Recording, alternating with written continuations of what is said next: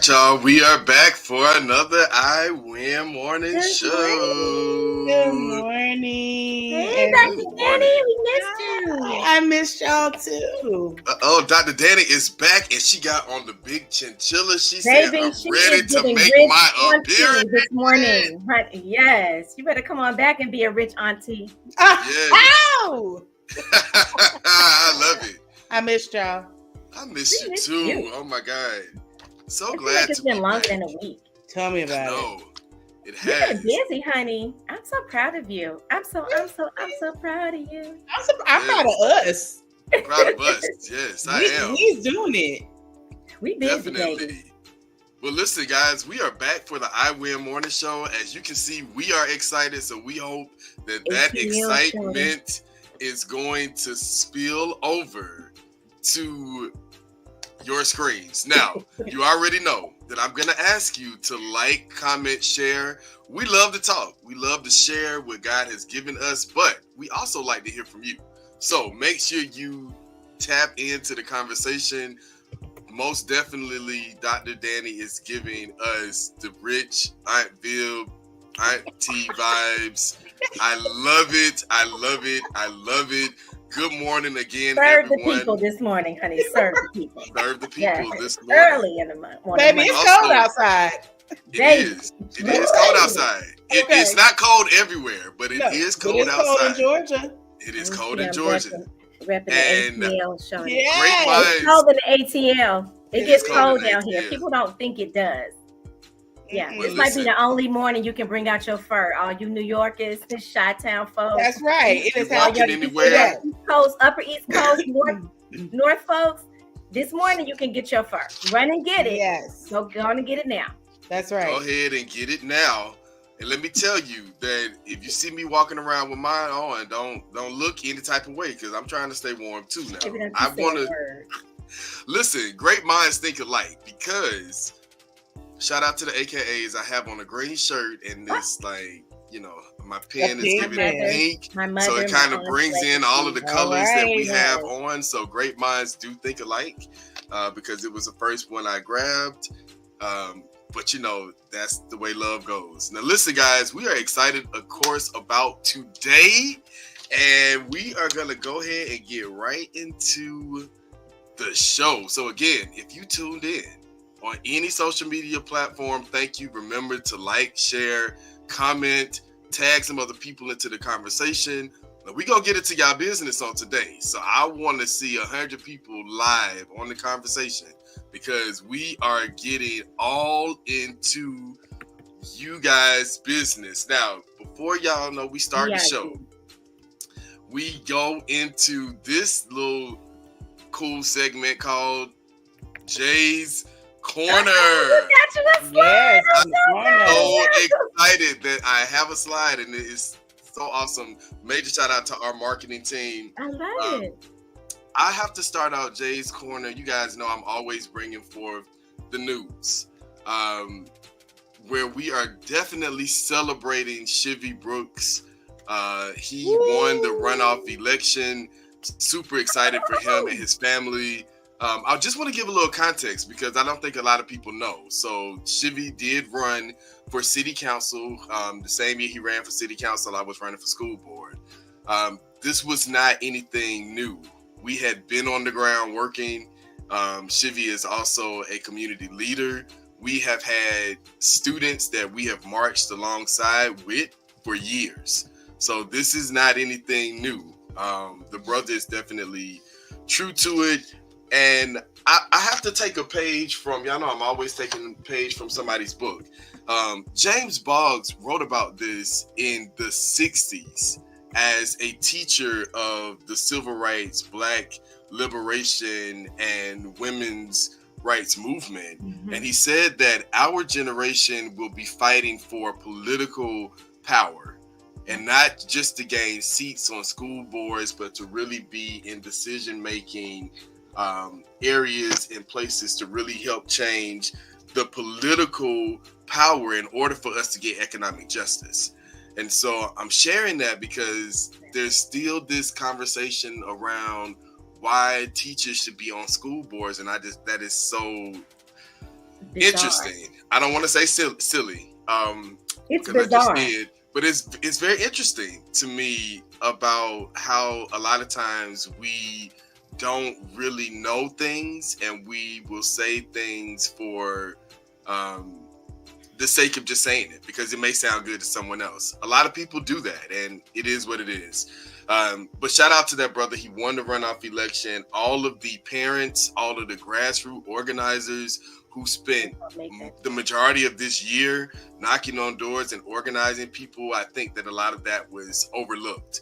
So I definitely want to shout out community leaders and grassroots organizers who helped to get him into the seat, because their work is not in vain. Now, I started off on a very exciting positive note in sharing that, because Kiana Jones, who went to Douglas High School, she also was a community leader. She was a grassroots organizer. There are so few laborers in the field doing the work that when someone transitions on, it is a huge thing. Kiana Jones passed away suddenly on last Thursday evening. And it's shocking because it's like seeing one of you all at a community event, like doing work in the community, and it's like she's not here. And so I want to celebrate her life, but also recognize her legacy. She did a lot, as a lot of Black women do, and I feel like Atlanta should be doing a little bit more to celebrate her life and her legacy, because it goes to show how a lot of times community leaders and community organizers are not valued and appreciated, and our work is taken for granted. And so on this platform for Jay's Corner, I wanted to switch out another topic I was going to highlight, and definitely highlight Kiana and her life work. I know that the seniors, the parents that she works with, and communities that she serves are going to miss her. Because I'm not trying to be funny, ain't nobody out here paying other people's rent just because God is telling you to do it. Because if that was the case, Lord have mercy. Anyway, shout out to her and her work, and condolences to her family. And honestly, well done, because we don't hear that. You know what I mean? We wait and we want to get it from God, right? Because that's the ultimate well done. But I also feel like in this lifetime, somebody should tell us well done for the amazing things that we do unselfishly for others. So I want to, celebrate Kiana's life and remember her in a very positive way. Now, I am getting ready to pass the mic to Dr. Dani, because last week, baby, we tried to do an affirmation, start your day off, a testimony service, we threw in some Whitney. Can't nobody do it like you, though. We can't do it like Dr. Dani, because Dr. Dani gonna bring it in for the people. And I just gotta say, Dr. Dani, let's do this right now. Let's do it. I understood the assignment, and so did y'all. Yes, Dr. Dani speaks, y'all. Let's see it again. Welcome. Can we see it one more time? One more time for the one time. One time. Woo! Okay, come on, transition slide. Okay. Yes. So we are in a season of changes, right? The weather's changing. We about to change from 2023 to 24. I am inspired by the word change when I'm thinking about this affirmation today. So embrace this change, won't you? All right. Your changes are chances you'll need to bring you closer to your destiny. So do not resist. Give changes a chance. That is the affirmation for today. Give changes a chance. Baby, you better come on through and give changes a chance. Y'all, let me tell you, super dope. I love that word. Shout out to everybody that's tuned in this morning as well. Maritza from Philly. We love Philly. Everybody in Philly tune in. Because we got a good conversation today. And if you missed Dr. Dani on Dr. Dani Speaks, let me tell you, she gave a word, because life is changing now. And change is going to come. I was waiting for the... Give it a chance, y'all. Give it a chance. You got to give it a chance. Give people a chance. I also am hearing give people some grace. Hallelujah. Because you got to give people a chance too. That's All right. All right. Mexico. I love y'all this morning. It's a good morning. Good energy. We want people to have good energy in the morning. Hello, Dr. T, Dr. Terrence, all the way from Indy. Good morning, my brother. It's so good to have you on and with us. All right. They're checking in from some cold states. I felt a little breeze come in from Philly and Indy this morning. I did. I got a little chill. I don't have my shawl on, but baby, listen. Woo, I felt the breeze.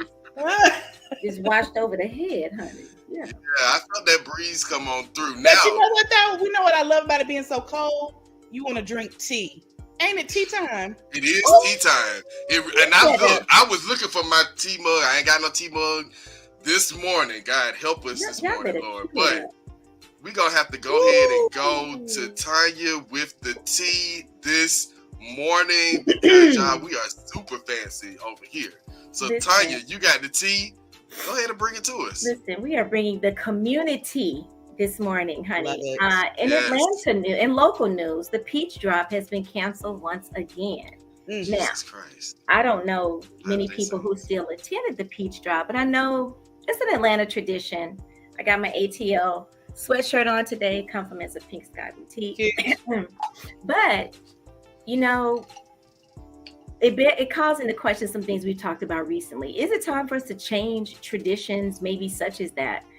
Because the city said it costs too much, and they put their money into something we also talked about.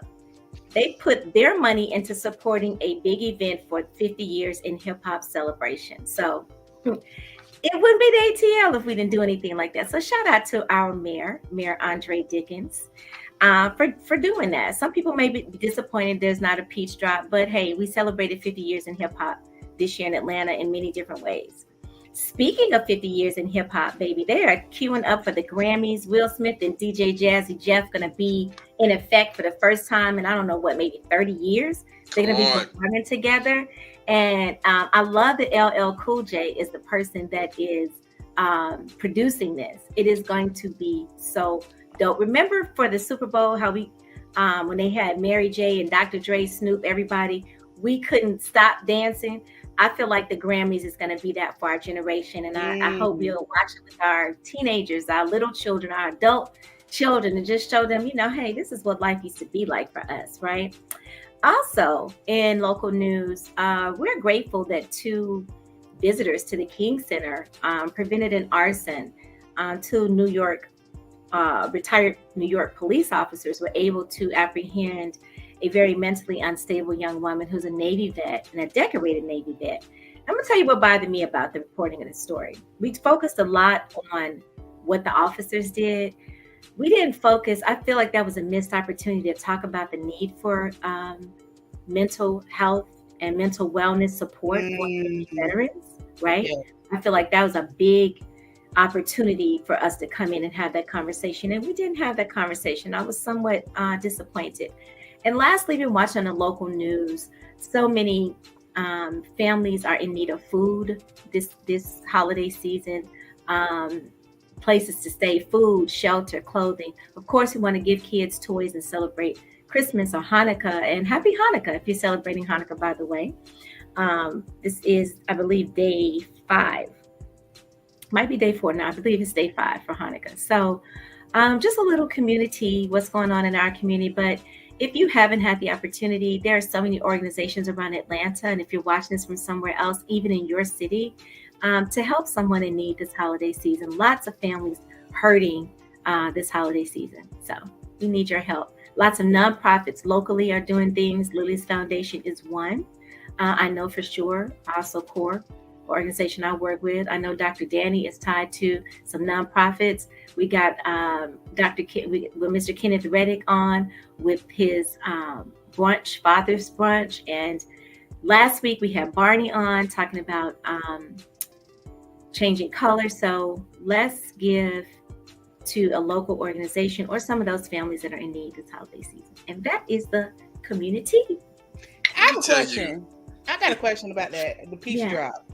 Y'all think like they stole the peach or the peach does not exist anymore? Did somebody crack it? Yeah, There were so many questions, it but I was gonna was say positive.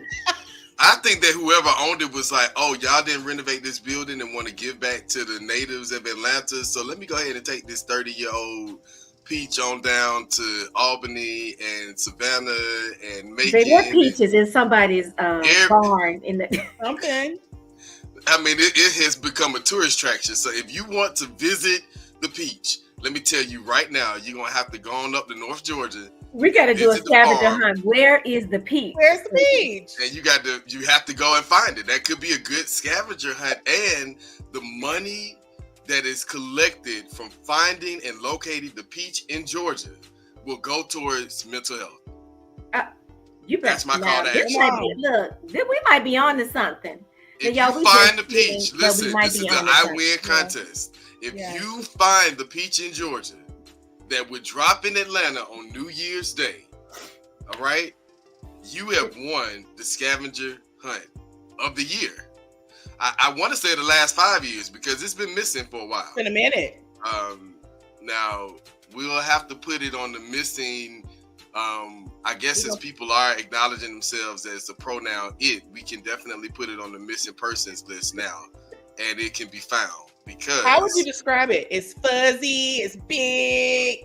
It's not. It's electric. It's got lights and cords and all kind of stuff coming from it. You could miss it if you find it. Yo, I feel like we're gonna get it. I'm done. I'm sorry, y'all. I just think I was wondering where's Waldo? Where is it?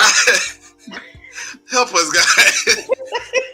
And then for a minute, I was thinking, I was like, oh man, I thought we were in the Zoom, so I forgot that we are like live and it's people watching us. And we are not making fun of missing people. No, we do have a peach that's missing. But we do have a peach that's missing, and people are concerned. They want to know what is happening.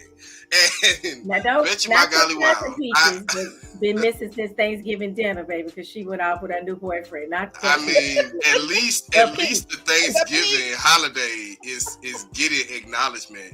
The peach every year they just like the peach is canceled. The peach it's just gone. And this not that it retired. It's just canceled. It's like. No, but I'm not even pulling what Lauryn did the Hill. Peach do? Because we living in a cancel culture. Now, did the peach do something to get canceled? But these are really good questions because the people really want to know. And first of all, if y'all don't believe me, please go on social media and just type it in and see how people in Georgia, they are really upset. I mean, even people who are not from here and live in Georgia are like, why is the peach not dropping? We're tired of just the fireworks. And we tired of fireworks because the fireworks is we tired of the fireworks. Put the fireworks down. Please. Y'all burning up houses and please, we are not trying to have any more Home Alone situations. Please put the fireworks down. But people are really tired of the fireworks and are like, where is the peach? Your gun off on New Year's. Can we make a public service announcement? If anybody has located the peach, please take a picture of it and send it to us. Please. Listen, please, Peach, you are, and we calling on Princess Peach from Super Mario Brothers to come and just rally everybody together. And I'm just thinking if we did more of this, Lord have mercy, if we did more of this, we could have found the peach a long time ago. But guys, we're not gonna get stuck on the peach. GoFundMe to maybe have it raised next year. The devil is a lie, because somebody's gonna come up with a GoFundMe for that. The first GoFundMe we see for the peach, you will be in the running for the final 5. I'm done. For the contested winners, because we done had to call on everyone. Now we know that Jesus is like, I'm tired of the peach anyway, because this is really my holiday time. So if the peach don't shine, go up, it don't matter. Feeling JC's thunder, baby. You can't come. This is my holiday season, so you can't call on God, because God's gonna be like, forget it. But we do want to know where the peach is, so y'all help us find the peach, because Georgians are saying we need to have some type of celebration to bring in the new year. Now, listen, on today, we have one more show before the end of this year. And of course, last week we talked about planning. We got into a little bit of everything, because we also realized that in planning, everybody's not the best organizer. Everyone isn't the best planner. Some people like to procrastinate and wait to the last minute. It's 2024, but I didn't do my 2023 taxes. Y'all know how it goes. We know how this goes. So the planning piece we started with, but now we on another piece because it's the holiday season, and one thing that we know people like to do outside of eating is people like to spend money because money matters, right? There are a lot of things that take place during this holiday season, and a lot of people go broke. I'm not going to give y'all the data just yet, but we're talking about money matters, and we get into a little bit of your business because we want to know, how are people planning for the next year? What are you investing in? What does investment within self, within community look like? Because I hear a lot of people sharing what they're going to do, and sometimes we forget community. We forget where we are. We forget the people who we work around and our family members and those who are connected to us. So money matters, y'all. We're planning for the next year, and we're getting ready to get into our conversation of how are you getting ready for 2024 and managing your finances. And it's interesting because we just came off of Sunday, so I know that y'all got something good to share about how you're making some investments. I'm hoping that you have some good things that you're invested in. But yeah, the doors of the church are open. Okay, well, I'll start because I have a perspective that may not be commonly shared, but I love it. I am not that money smart girl. Like, I'm just gonna be quite honest. I am not the person who can necessarily tell people what to do because I've made great decisions. I think my advice comes from making less than probably wise decisions because I think that I am like the majority of people where you learn from your mistakes. And so with that being said, anybody who's listening, judge if you want to, but I guarantee we've all sat in this seat where it's like you're going, ooh, I probably spent too much money on this, or I didn't plan wisely, which is why we're doing the show. But also too, because I think the reality is a lot of us are not making the money that we thought we would be making. We are in a strange culture where either you are making way, way, way less than what you're valued as, or you are making a whole lot. But that middle class thing, I wonder if it exists, because I think for us, even middle class looks like poverty level, you know? Excuse me. So I just want to put it out there for anybody who feels discouraged about this conversation, because finances are extremely uncomfortable to talk about, especially for people who are really working hard and still aren't making the money that they want to make. I'm just going to put that out there. Now, what I have learned is I've had great examples in my life. My parents were great at, no matter how little or how much they make, to always have a strategy to budget. And again, I am from the culture and community of a first-gen college family that as soon as I walked on the college campus doors, it was the world is my oyster, the world is my oyster, including credit cards. All right, so I had credit card debt. I had credit card debt, and that set me way back. But I still was able to make a way to figure out how to overcome those obstacles. Why am I saying all this? Because this is the story of many people and why they don't have conversations. They run. So my perspective today is, as a woman who has been in business for herself, it is hard, and it looks like a glorified position. It looks like just because you work for yourself, it's easy. You pay yourself. Yes, that's part of it. But you're also paying for operations. You're paying for employees or staff to help you. You're sacrificing to live your vision out and to work for yourself and to be self-employed, which is not a lot of money in the beginning. So budgets are tight. So for me, finances are really about, how do I balance? How do I create a strategy and a plan where I can gauge how much or how little I'll make and plan accordingly? So for me, it's about the planning. And how I plan is, I plan below the number. I don't over deliver. I don't say I'm gonna make millions of dollars. That's a dream. That's the goal. That's the vision. I say, but if I made 50,000 this year, this is how I'm going to execute that. And to include savings in that. We don't include savings. After we depleted everything, we have nothing left because we didn't think about what we wanted to save. And that is like one-on-one, biblically, tithes and offering. You don't give the money you have left over to God. You give it to God first, and then you give the rest to what it needs, where it needs to go. So I think we can learn a lot from that principle as well. So anyway, excuse me. No, I love that. That was a good way to start us off. The transparency, the honesty. We all are battling some cycle of debt.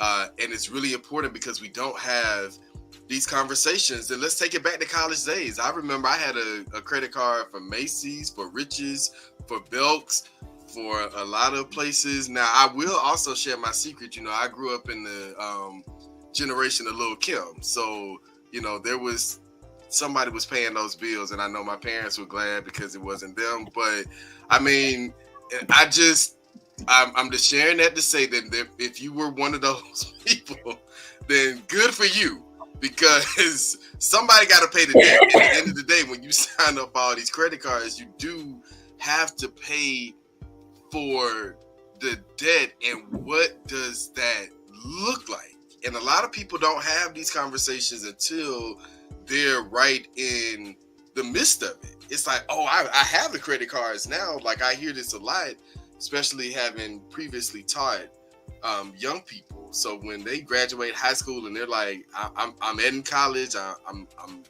experiencing the life, but I'm also able to go out and buy, what I want to buy. No one says, yeah, baby, but you still dependent on Big Mama. You still dependent on Mama and them. So when those bills come, those bills are coming to the house.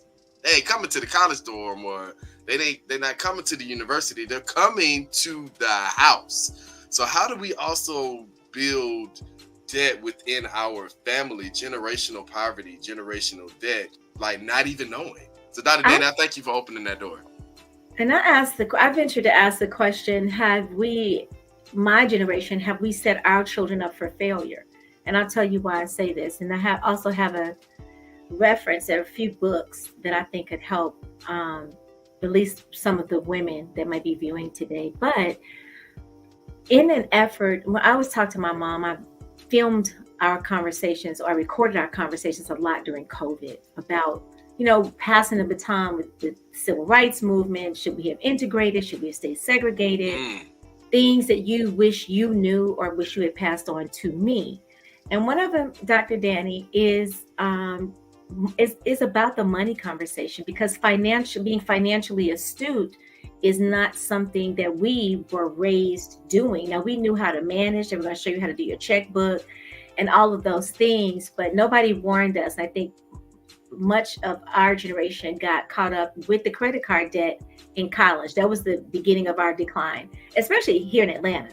I came to school in Atlanta. I had a Riches, a Macy's, I had a Visa, MasterCard, would you name it, I had it. And then I, don't had forget a new Dylan's. car. Was not in college, was not balanced at all. But sometimes I feel like in an effort to give our children what we didn't have, we have given them the gift of wanting stuff, false narratives of what success looks like, instead of teaching them how to be debt-free and have financial freedom. And so I ask, many of us, your portfolio is great, but how does it doesn't always mean that your child is going to get it. And I know we need to start young. So lastly, I'll say they took things like family and consumer science out of schools. That was one of the chief things. First, it was home ec in my era.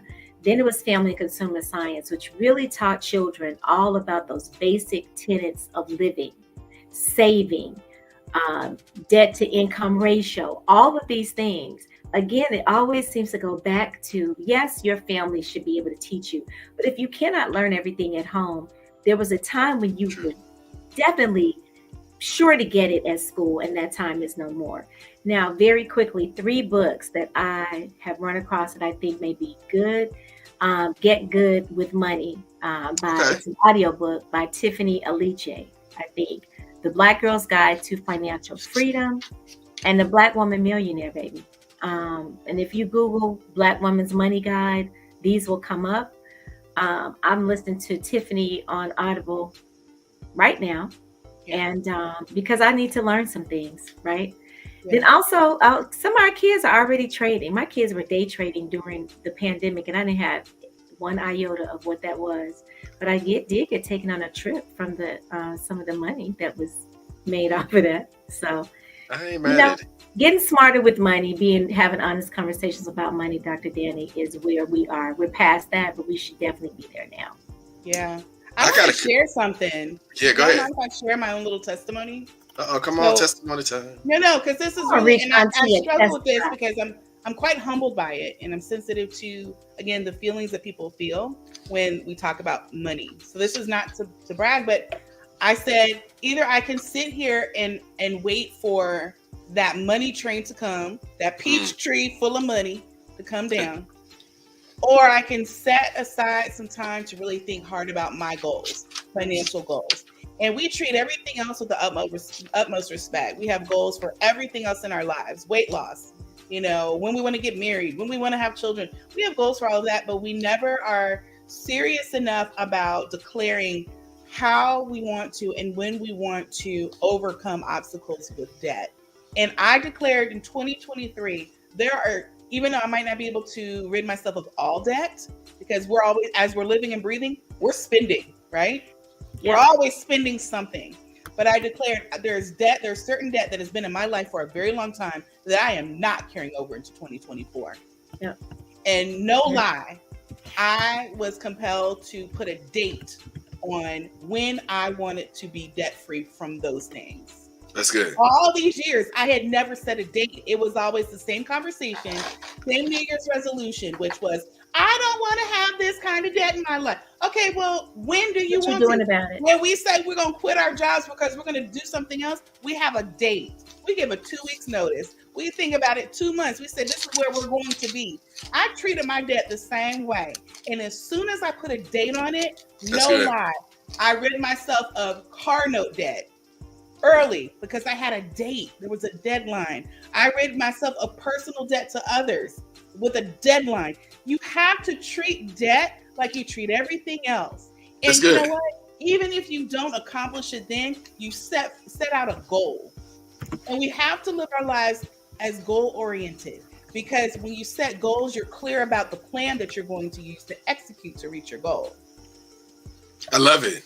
Dr. Dani, you dropping nuggets and you're really opening up the conversation for people to share authentic things that they're dealing with financially. And it's important. Tonya, if you can drop those nuggets of information, we've already had some data that's gone out connecting to what you share. But if you can drop those books and references in the chat, that would be phenomenal. Because I'm about to blow up the whole spot with a book that I pulled out for today's conversation. It's called Black Labor, White Wealth, The Search for Power and Economic Justice. This is by Dr. Claude Anderson, which is a phenomenal book.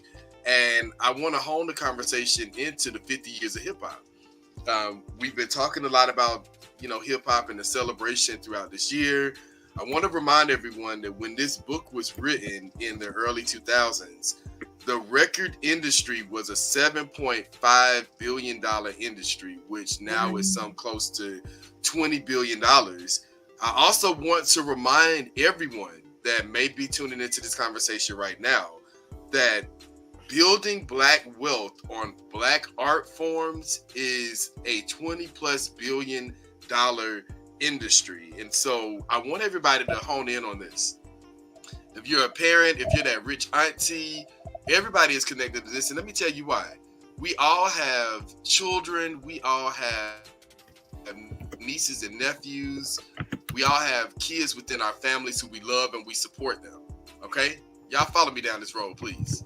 I'm thinking about my sister Candace is probably watching this from work right now. I'm just thinking about all of the things that one of my nieces, Lily, is involved in. And she's on this dance team. They're traveling. The amount of money that takes for kids to be involved in these things, which is extracurricular outside of the school. Yeah. But I want everybody to focus in on how many children do you know that's running the football, that's playing baseball, they're doing field hockey, they're doing hockey, they're doing soccer, they're doing track, they're doing all of these things for public schools when our ancestors have said that education in this country by our labor should be free, fair, and equitable.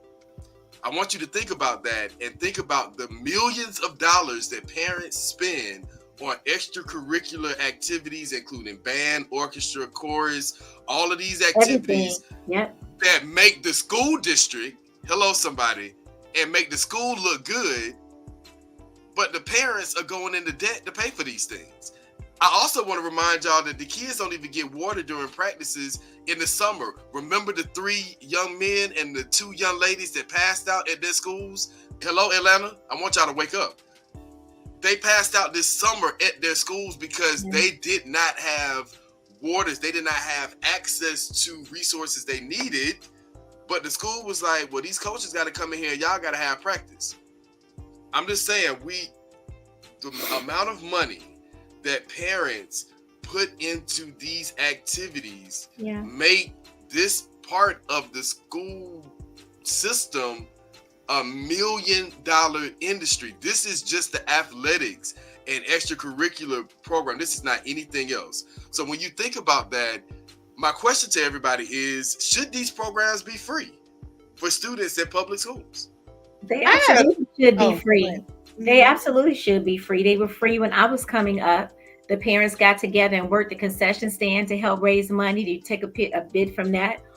Parents got together, as I did when I was raising my son, and it was your turn to bring snacks. But the schools make thousands, hundreds of thousands of dollars off of these athletic events, off of band competitions, off of all these things. They get these awards.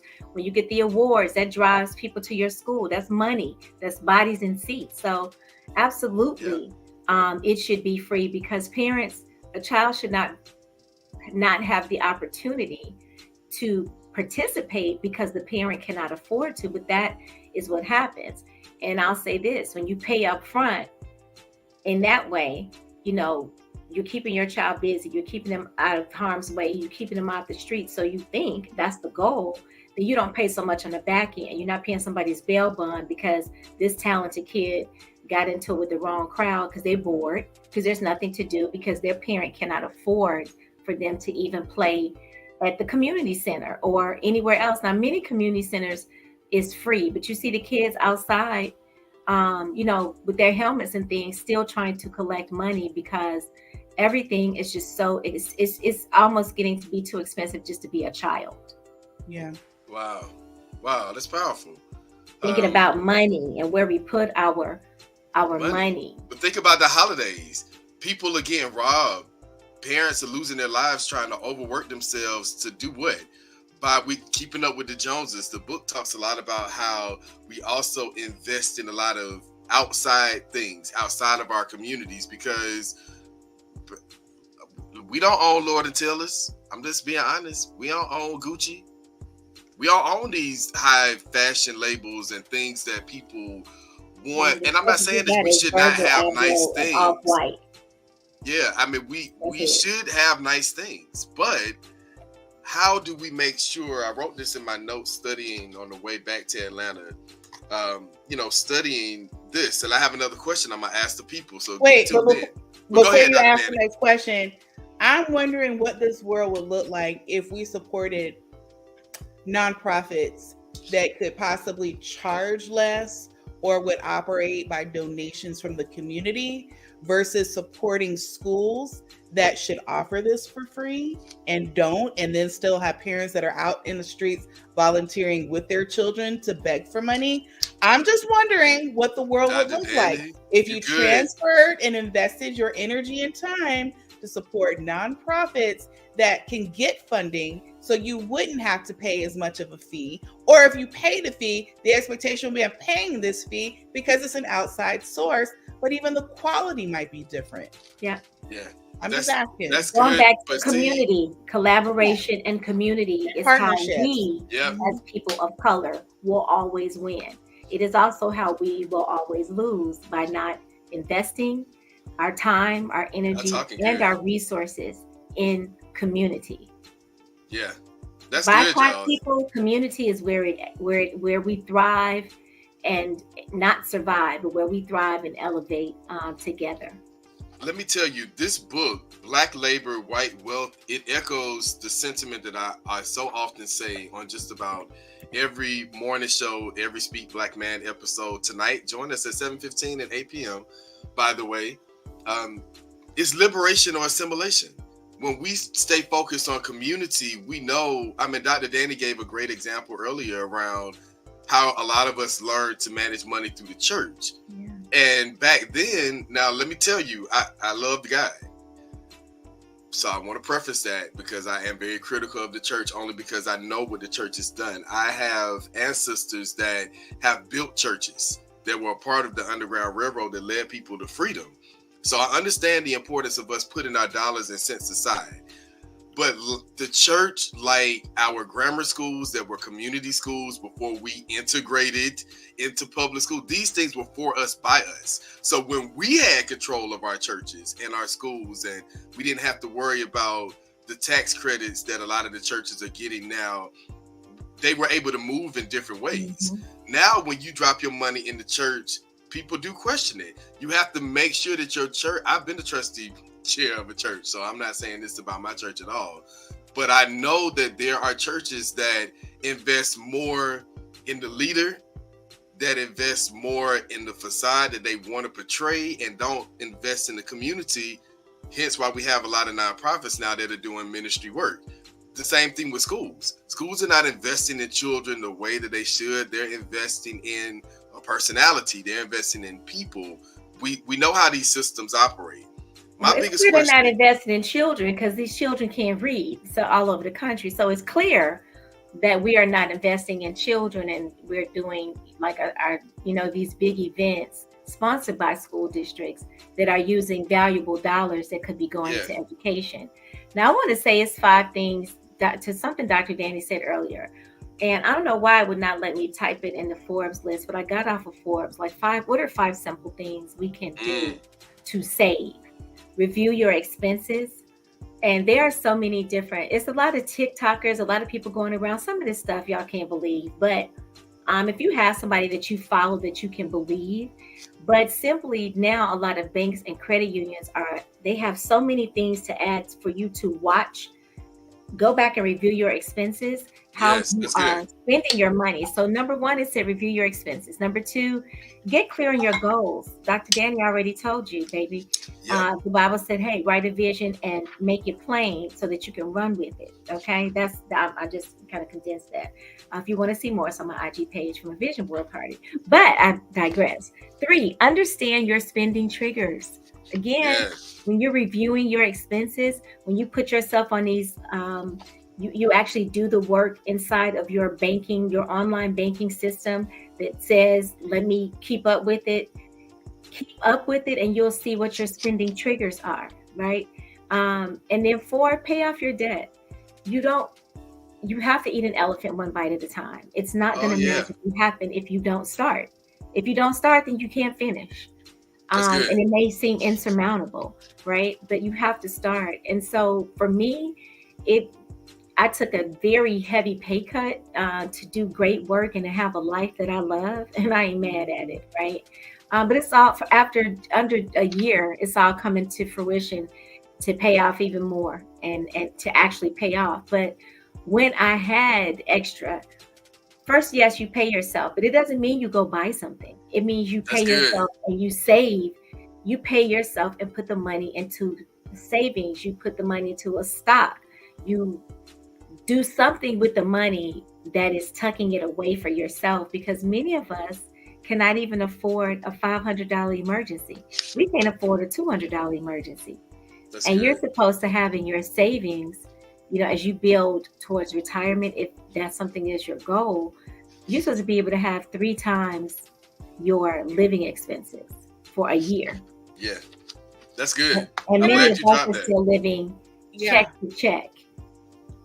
I just wanted to piggyback up what you said. Thank you, Tonya. That was a great list. So I think for those everyday people who are thinking, what can I do today, right now, to start saving? there are ways that you can even approach vendors who are eagerly trying to get your business. And one of those things will be if you drive a car and you've got insurance, I guarantee if you ever threaten to leave, they would tell you. You can say, you know what? I'm not happy here. I'm going to go take my business elsewhere. They will be quick to help you find discounts within those insurance companies. Yep. There are also insurance companies for, for cars where the policies get drastically reduced if you enroll in some of their programs that actually better you. It's safe driving programs, no texting programs, no drinking and driving programs. All of these programs will help drastically lower what you're spending monthly. See, these are monthly expenses, right? That's good. For cars. And that's really beneficial to you, especially if you're trying to get a little side hustle gig. Shout out to all my Uber and Lyft drivers. If you don't do that, let's think about how we can make money and save money at the same time. Because you know what, you get these little side hustle jobs, they add up. Yeah. They add up, and they've been and they're tax deductions for those as well. Yeah. Another thing I would encourage you all to do is to look at days of the week where money can be spent less. Like, for example, grocery stores. There are certain days you can go into a grocery store and they've got things that are like, again, marked half off because they're right at the end where they can no longer sell it. So they've got like products where expiration dates are coming close.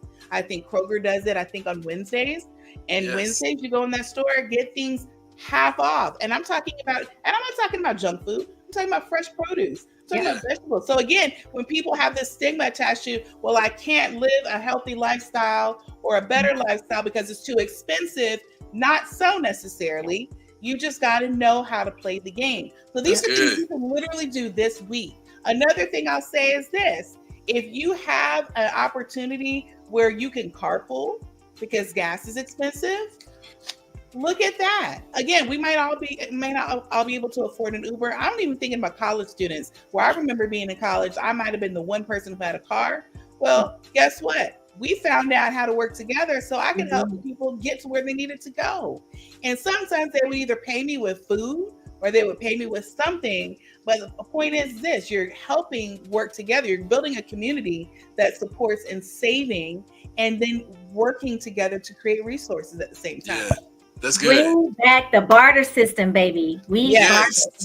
Totally. Our community, bring back the barter system, because that is where, again, that's where we're going to win in our community. You can barter for services. That's where we are now as we, try to hold on to the pennies that we do have or what we have saved or be able to save. And Dr. Dani is right. For those of you who are 55 and older, there are so many places that you can save. You need to go on the AARP website. On Tuesdays at Ross, it is Senior Day. You get like 10 or 15% off. Different places have different things. And so it's you have a computer in your hand. All you got to do is Google it. There is a long list, though, and I believe it's on the AARP website for, and some people do 50 and over, but definitely 55 and over. Yeah. So people love bartering services too. I'm seeing a lot of that in the comments. Is what we need to go back to. And lastly, what I'm gonna do, I'm gonna say it again on the 18th. That 100 envelope challenge. I believe we need to do that. I'm gonna talk to the I Win team about it. What it is. Order our envelopes. I'm doing it, and I want to know who's on board. Listen, Dr. Dani and Tonya, this last couple of minutes have been dropping some nuggets. So if you just tuned in, this is important, especially for the holidays. All of the comments telling you where to go to look for deals. The conversation around bartering services is so important to how we are managing and also making money.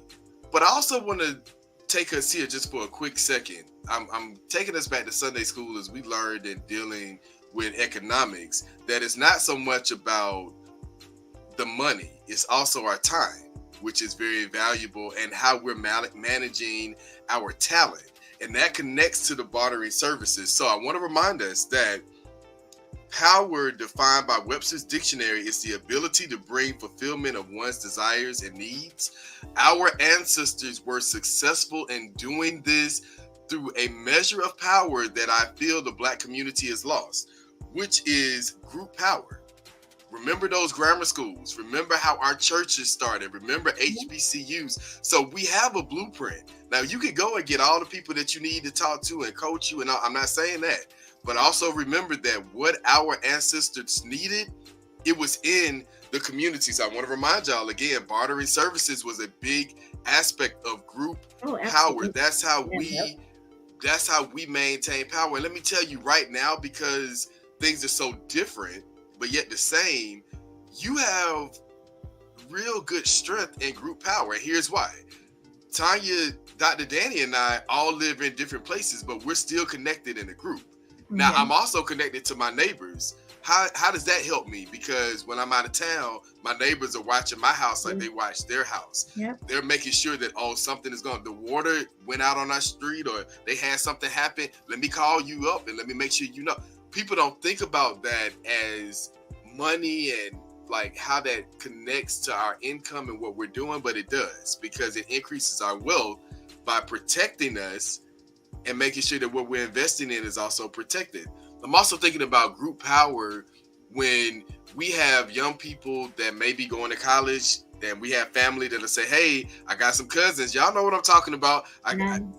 Baby cousin is coming to Atlanta for school, for Spelman or Morehouse or Morris Brown or ITC or Clark Atlanta. See how I put everybody in the mix, because it's not just Morehouse and Spelman, y'all. Y'all know that everybody is back. Everybody is in the mix. I just wanted to throw that out there. But when they come down here, how do we help them get what? Are they babysitters? Are they the Uber drivers, right? Are they doing things that we need we need some extra mentors to come in? I got $20 that I can, because it's helping me needs. And so going back to that group power, remember group power, acknowledge that. You could get more details, because I'm all about, you got to study to show yourself approved. There's a whole blueprint of how our ancestors used group power in this book, Black Labor, White Wealth, and it really talks about how those systems are still working today to help us get out of debt, but also to help us increase what we need. So, group power. Did you type that in the chat, the author in the chat? Yes, I'm going to talk. Dr. Claude Anderson. In the chat. I can't. I was trying to move in it, but I can't. So. You know, Facebook. You might have said something, and they may have censored you. I don't know. Be quiet all weekend. Hilarious. All right, y'all. Listen, I'm looking at the time also, and if you're viewing this live or if you're in the comment section, let us know what you plan on investing in for 2024. You may find somebody who's willing to invest with you on the morning show. So drop in the comment section. Let us know what you're investing in. Dr. Dani, Tonya, I'm curious to see, what are your projects for 2024? What are you investing in, and how can people help invest in you? Whew. That's a loaded dump. I just came off of a fabulous board retreat. So I'll keep it simple. Aligning myself even more with people who don't just want to show up, but show up and do work. And one of the things that we are focusing more on is being more intentional on our ask. And when we are asking for specifics, we're also creating a space where people can position themselves to give. So you're asking you, it's a reciprocal relation, it's reciprocal, right? And I think if we got into the best practice of ensuring that people would know, don't come up in this house and asking for something I think you're not going to give something. Like, let's practice this one-on-one. Yeah, that's what we're going to do. So we're practicing that because we've got some huge things coming up in 2024 as an organization. Now, I'll say for Dr. Dani personally, I want to tap more into how to re-engage in the community like I used to before COVID. I think, it's been really hard to figure out what that looks like. And so that is a huge goal for me personally. And how will that look? And how can I then educate others to model it, to do this? Because I think, again, building a community where we all understand some of our fears and reservations post-COVID, the huge COVID lift, will help us all create a different type of community that'll help. But I also have a last thought for me personally. I want to be able to tap people into their seeds And I want to say thank you for Kenneth for reminding me about what was shared yesterday with Bishop Del Brunner, because this is a gift that financially no one can buy. Your gift is your gift, and this is what the investment is for you. This is a God-given gift. So I'm going to read this. This is from Del Brunner from yesterday. My gifts are seeds. They are designed to serve others. As I sow seeds towards others, a harvest awaits me. The success of my day is not measured by the harvest I reap, but the seeds I sow. So Dr. Dani is going to be more intentional in sowing more seeds with people who are worthy of my wealth of knowledge. That's it. Dr. Dani, I love that. And side note, late last evening on the way back to Atlanta from Miami, I thought that I saw Bishop Brunner like coming off of the plane from Atlanta that had us like delayed. And I looked because I was just on Facebook reading like people's notes, right? From the message. And I was like, that man looks just like Bishop Brunner. So if he's in Miami, if he's in Florida, then if I see that posted, I'm going to say, you know what? That was a message for me, because I looked up and I was like, how am I reading about this brother? He's just walking by me, but I wasn't sure. And I'm not that person to be like, let me run up behind you and be like, hey, is this? So I just smiled and was like, I don't know if that's him, but if it is, oh well. You know, I didn't know. And that was interesting that you brought that up, because it jogged my memory on that. Well, Jason, I'm sorry. Can I just add one more thing really quick? As it pertains to sowing seeds and talents, I want to invite everybody who's interested in saving some money for Christmas to meet Dr. Dani at the art studio to hand make some beautiful ceramic gifts. So we'll keep you posted on the dates. We can paint ornaments. I will teach you how to paint, but you will need to just show up and be ready to be crafty. And they're beautiful gifts. Beautiful, beautiful, beautiful gifts. That is okay, so awesome. I'm in. Count me in. All right. Yes. I want to know when. Yes. I love that. What am I investing in? So I have a few projects, but mostly it's, since COVID, like this is our second real full year out of COVID. So my husband, friend, my children's father, we don't say exes, but we invested in family. That's good. We get together and have breakfast or something, quarterly with our sons, our adult children, about the projects that they're doing, how we can support them. We share what we're doing and how we need support. And so we have some family, there's our nephew. We have some family projects that we're investing in for 24. And I'm just excited to be supporting these young, beautiful minds that I helped to create, that I co-created, as well as my own personal projects. First project out the gate of the year, I'm facilitating a board retreat for a PTO in January. And I'm looking forward to it. It's going to be great. Dr. Dani, I'd love to pick your brain and hear some of the things that you guys talked about. They have a list that they've given me, but I'm excited about that, getting back into the work of LB Winters consulting and doing work like that. So just excited. Continue to build community. I'm excited about where the work that we do is headed, elevating that work and the power dynamic for parents and those who most people count out. Investing in community first. So family is community. So investing in my own community, and then continuing to invest in the community at large. I love it. Guys, we talked about money matters on today. How are you investing? How are you saving? Don't forget to save that 10% formula method from the church. What are you doing with your 10%? It works. You got to make sure that you are storing something away, as Grandma and Papa and them would say, for a rainy day. So, have something saved away. Definitely thinking about that. When you think about investment, remember this. My final words are: remember to invest in yourself, remember to invest in family, and also remember to invest in community. Because if you invest in those three things, it not only comes back to you tenfold, but it comes back to all of those who you're connected with.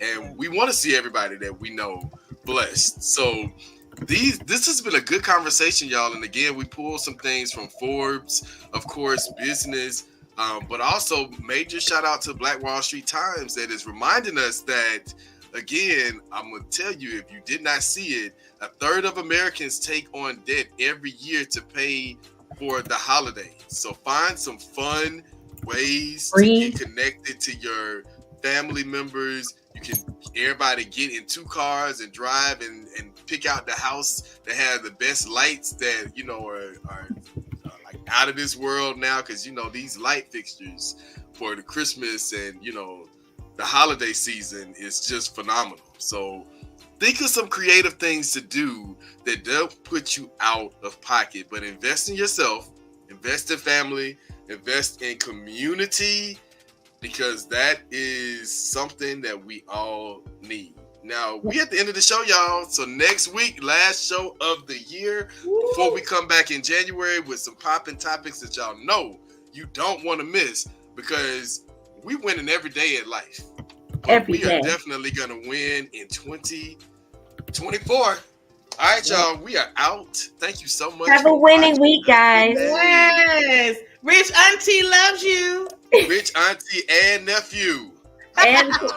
And your other rich auntie, honey. That's right, honey. Look, the Rich Auntie, that could be the next show name, the Rich Auntie. Rich Auntie Show. I think we need to bring the rich aunties out, baby, in January, honey. To Jay-Z, bring them out, honey. The Rich Auntie Show. Hey, we speaking prophetically. I received that. Rich Auntie status it is. All right, y'all. We love you. We're out. Wakanda forever. I win. Make it a great week, everybody. Yes.